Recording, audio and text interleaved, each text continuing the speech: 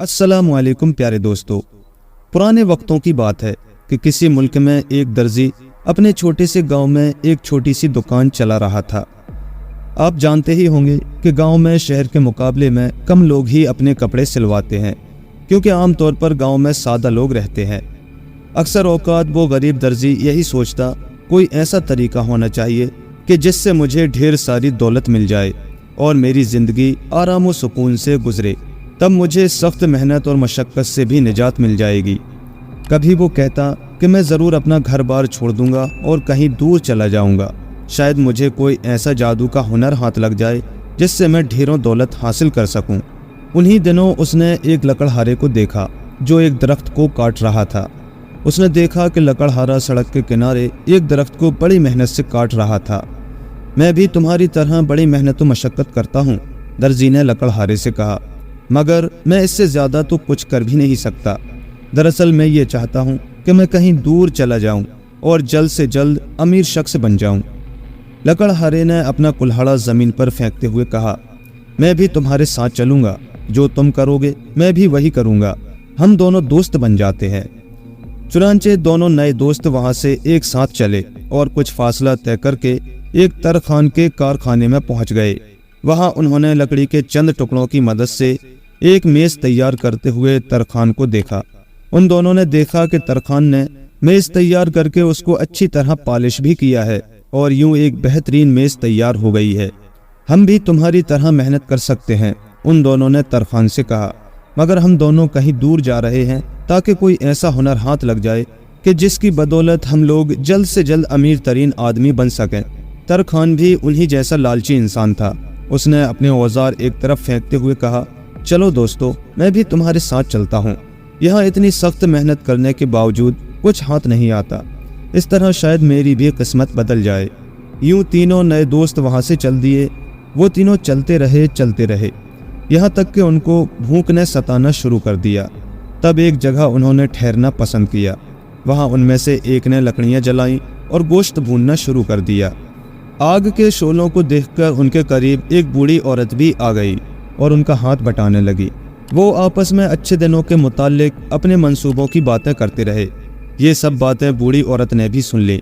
बूढ़ी औरत को जब यह मालूम हुआ कि इन तीनों ने अपने अच्छे खासे घरों को महज इसलिए छोड़ दिया कि शायद इनको जादू का कोई हुनर हाथ लग जाए ताकि ये ढेर सारी दौलत हासिल कर लें, तो वो बोली कि तुम सब तो परले दर्जे के अहमक और बेवकूफ़ हो। वो कैसे? दर्जी जल्दी से बोला, अगर हमें कोई परी मिल जाए जो हम में से हर एक की ख्वाहिश पूरी कर दे, तब तो हम रातों रात अमीर लोग बन जाएंगे। क्या ये मुमकिन नहीं है? हाँ, ये तो ठीक है। बूढ़ी औरत ने उनसे कहा कि चलो ऐसा करते हैं कि तुम लोग मुझे परी समझ लो। मैं तुम में से हर एक की ख्वाहिश को ज़रूर पूरा करूंगी, मगर काम और ख्वाहिश नेक होना चाहिए। उसने सबसे पहले दर्जी की तरफ देखा और उसको अपनी ख्वाहिश बतलाने के लिए कहा। मेरी ख्वाहिश है, दर्जी ने कहना शुरू किया, मैं ये चाहता हूँ कि कोई भी चीज़ हो जो मैं खींचूँ लंबी ही होती जाए और मुझे उसकी कीमत भी अदा ना करना पड़े। मैं उससे चाहे जितने मर्जी कपड़े सीलूँ वो ख़त्म ना हो। उसके जहन में तो सिर्फ कपड़ों का ही ख्याल था। मैंने तुम्हें ये सब कुछ बख्श दिया, बूढ़ी औरत ने कहा। अब उसने लकड़हारे की तरफ देखा और उसकी ख्वाहिश बतलाने का हुक्म दिया। मैं ये चाहता हूँ। लकड़हारे के दिमाग में दरख्त काटने का ख्याल मौजूद था। उसने उसी के बारे में सोचते हुए कहना शुरू किया कि मैं जिस चीज़ को भी हाथ लगाऊं वो एकदम टूट जाए और बआसानी कट जाए। मैंने तुम्हें ये सब कुछ बख्श दिया, बूढ़ी औरत ने उससे भी कहा। अब उसने तरखान की तरफ देखा और उसको ख्वाहिश बतलाने का हुक्म दिया। मैं ये चाहता हूँ। तरखान के दिमाग में फर्नीचर बनाने का ख्याल मौजूद था। चुनांचे उसने उसी के बारे में सोचते हुए कहना शुरू किया कि मैं जिस चीज़ को हाथ लगाऊं और आपस में मिलाऊं वो एकदम आपस में जुड़ जाए। मैंने तुम्हें भी ये सब कुछ बख्श दिया, बूढ़ी औरत ने उससे कहा और एक तरफ को चल दी। अब उन तीनों ने आपस में बातचीत की कि उनको आजमाना चाहिए कि आया बूढ़ी औरत ने सच कहा था कि यूं ही मजाक ही कर गई। सबसे पहले दर्जी ने अपने थैले में से कपड़ा निकाला और उसको खींचना शुरू कर दिया, मगर ये क्या? वो तीनों हैरान रह गए जब उन्होंने देखा कि कपड़ा तो तवील से तवील होता जा रहा है और ख़त्म होने का नाम ही नहीं लेता। अब बारी थी लकड़हारे की कि वो ये देखता कि उसको भी उसकी ख्वाहिश के मुताबिक मिला है या नहीं। اس نے ایک درخت کو درمیان سے ہاتھ مارتے ہوئے دیکھا تو وہ یہ دیکھ کر حیران رہ گیا کہ ایک ہی مرتبہ ہاتھ مارنے سے درخت یکدم 2 ٹکڑے ہو گیا اور لکڑہارے کو زیادہ قوت صرف بھی نہیں کرنا پڑی۔ اس کے بعد ترخان نے بھی دیکھنا تھا کہ اس کو کیا ملا ہے، تو اس نے درخت کے دونوں ٹکڑوں کو جو آپس میں ملایا تو ایک دم باہم جڑ گئے جیسا کہ پہلے تھے۔ تینوں دوستوں کی خوشی کا کوئی ٹھکانہ نہیں تھا، وہ جو کچھ چاہتے تھے وہ ان کو مل چکا تھا۔ انہوں نے وہیں اچھلنا کودنا شروع کر دیا، یقینی طور پر وہ خوشی سے بے قابو ہو چکے تھے۔ ابھی وہ خوشیاں منا ہی رہے تھے کہ درزی کو اپنی ناک پر خارش ہوئی۔ اس نے جو اپنی ناک کو پکڑا تو اس کی ناک لمبی ہی ہوتی چلی گئی، وہ جو اپنی ناک کو کھینچتا وہ لمبی ہی ہوتی جاتی۔ وہ سمجھ گیا کہ اس نے تو یہی خیال کیا تھا کہ وہ جس چیز کو بھی کھینچے وہ لمبی ہی ہوتی جائے۔ اس نے بوڑھی عورت کو یہ تو نہیں کہا تھا کہ صرف کپڑا لمبا ہو۔ اس کی لمبی ناک کو دیکھا تو لکڑہارے کی ہنسی رکتی دکھائی نہ دی، وہ ہنستا ہنستا زمین پر گر گیا۔ لکڑہارے نے درزی کی لمبی ناک کو دیکھ کر زور سے جو ہاتھ اپنی ٹانگ پر مارا تو اس کی ٹانگ ٹوٹ گئی۔ لکڑہارے کی بھی تو یہی خواہش تھی کہ وہ جس چیز کو بھی ہاتھ مارے وہ ٹوٹ جائے۔ وہ بھی سمجھ گیا کہ اس نے یہی خواہش کی تھی، اس نے یہ تو نہیں کہا تھا کہ صرف درخت 2 ٹکڑے ہو۔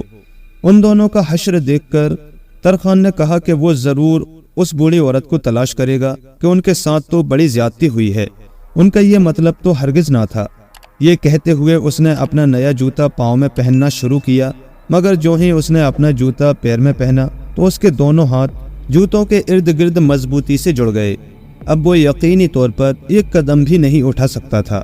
یہ تینوں دوست ابھی اسی کشمکش میں تھے کہ وہ کیا کریں کہ اچانک ایک طرف سے پری نمودار ہوئی۔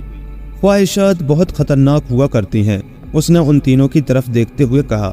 اپنی خواہشات کو احتیاط سے بیان کرنا چاہیے۔ کیا اب تم مجھ سے اپنی خواہشات واپس نہیں مانگو گے تاکہ تم لوگ حفاظت کے ساتھ اپنے اپنے گھر کو جا سکو اور اپنی پرانی زندگی میں آرام سے زندگی گزار سکو؟ ہاں ہاں کیوں نہیں، ان تینوں نے یک زبان ہو کر کہا۔ براہ مہربانی آپ ہمیں معاف کر دیں اور ہم اپنی خواہشات سے باز آئے، ہمیں اب اپنے گھروں کی طرف جانا ہے، ہم پہلے والی زندگی میں ہی خوش تھے۔ چنانچہ تینوں لالچی دوست واپس اپنے گھروں کو لوٹ گئے اور پھر پوری زندگی کبھی جادو یا کسی اور طریقے سے دولت مند بننے کا خیال بھی ان کے دماغ میں نہیں آیا۔